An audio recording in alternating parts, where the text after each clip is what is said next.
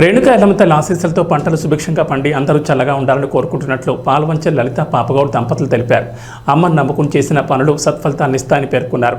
మండల కేంద్రం కొల్చారంలో శ్రీ రేణుక ఎల్లమ్మ తృతీయ వార్షికోత్సవం అనంతరం 25వ మంగళవారం నాడు శ్రీ రేణుక ఎల్లమ్మ ఆలయంలో పాల్వంచ లలిత పాపగౌడ్ దంపతులచే శ్రీ రేణుక ఎల్లమ్మ ఆలయంలో అభిషేక అలంకరణ అర్చన కార్యక్రమం నిర్వహించగా చల్లూరి కృష్ణ శర్మ సాగరికల మంత్రోచ్చారణల మధ్య ఘనంగా జరిపారు.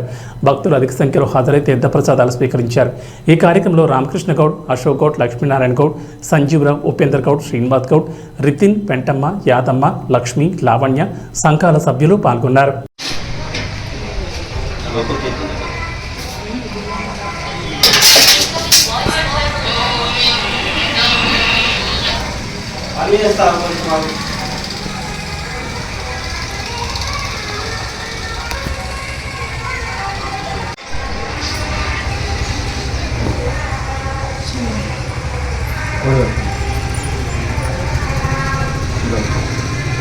या फलेनेर्या प्रापुष्पायाष्टपुष्पिनी अष्टपुष्पिनी हिंदोस्पति प्रसूता स्थानोर्विजन्पुत्रपौत्रप्रमदं विस्मात् तस्मात् श्रोमेशार्थशान्तिं प्रयश्चमे शतमानं भवति हिताय पुरुषहितेन्द्रिय आयुष्येन्द्रिय प्रतिष्ठते देवतानुग्रह प्रसाद सिद्धिरस्तु।